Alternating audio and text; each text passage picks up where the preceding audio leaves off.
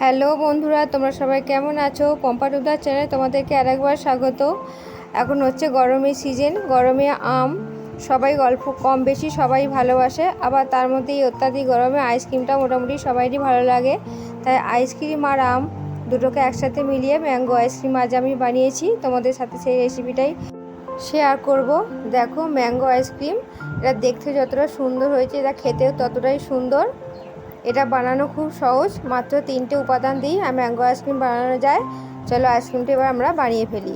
দেখো আইসক্রিমটা বানানোর জন্য আমি প্রথমে নিয়ে নিয়েছি দুটো আম, পাকা আম দুটোকে ভালোভাবে আমি ধুয়ে নিয়েছি। এরপর আম দুটোকে আমি ভালোভাবে ছাড়িয়ে নেব।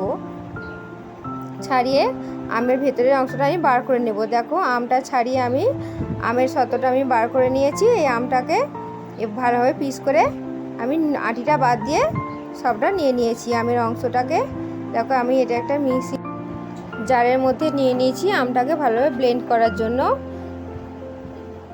আমি আমটাকে ভালোভাবে ব্লেন্ড করে নিচ্ছি মিক্সারের মধ্যে।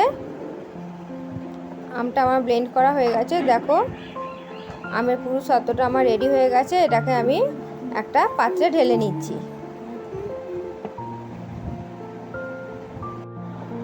দেখো একটা থকথকে আমের সত্ত্ব তৈরি হয়েছে, তবে এর মধ্যে কোনো জল অ্যাড করলে হবে না।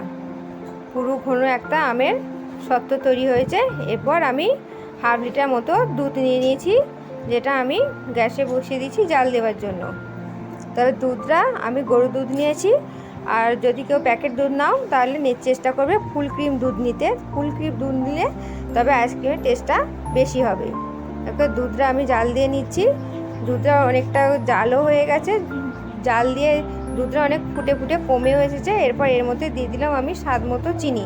চিনিটা অবশ্যই স্বাদ মতো দিতে হবে, তবে আমের মিষ্টিটার উপর নির্ভর করে। আমটা যদি খুব মিষ্টি হয় সেই মতো স্বাদ মতো চিনিটা দিতে হবে। এরপর এর মধ্যে আমি দিয়ে দিচ্ছি হচ্ছে এলাচ।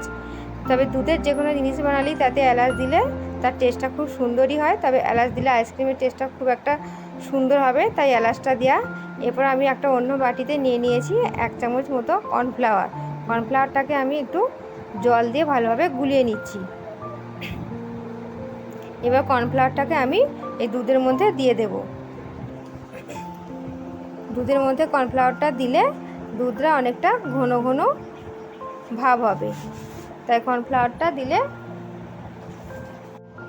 দুধের ঘনত্বটা অনেক বেড়ে যাবে, তাই কর্নফ্লাওয়ারটা দেওয়া। কর্নফ্লাওয়ারটা দিলে আইসক্রিমটা খুব ভালো জমাট বাঁধে। যাই হোক দেখো আমার দুধটা অনেকটা কর্নফ্লাওয়ার দিয়ে জাল দেওয়া হয়ে গেছে। দুধটা দেখো গ্যাস থেকে নামিয়ে ঠান্ডা করে নিয়েছি। এরপর আমি আমের যে সত্ত্বটা বানিয়ে রেখেছিলাম সেটা আমি দুধের মধ্যে দিয়ে দিচ্ছি। দুধটা অবশ্যই ঠান্ডা করে নিতে হবে।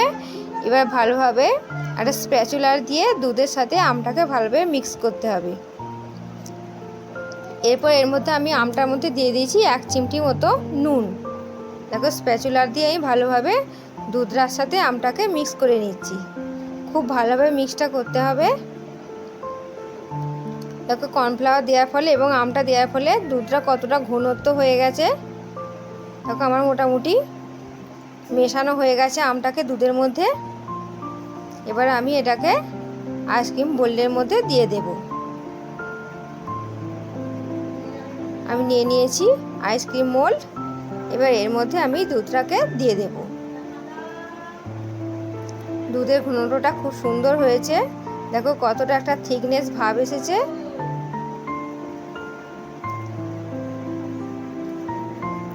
সবকটা মোল্ডকে আমি আস্তে আস্তে ভরাট করে নেব।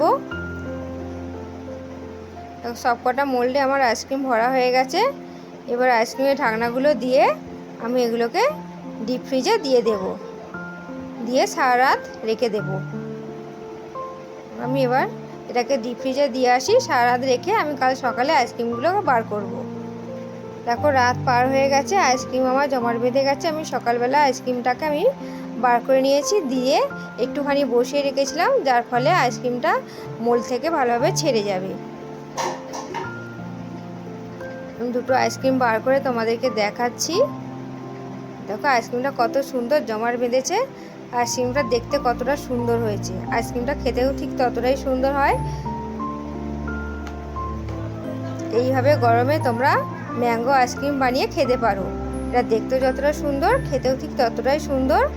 ভিডিওটা ভালো লাগলে প্লিজ সবাই লাইক কমেন্ট অবশ্যই শেয়ার করো, আর চ্যানেলটাকে প্লিজ সাবস্ক্রাইব করো। আর যারা ফেসবুক থেকে দেখছো তারা অবশ্যই চ্যানেলটাকে ফলো করো। এইভাবে অত্যাধিক গরমে বানিয়ে খেতে পারো ম্যাঙ্গো আইসক্রিম।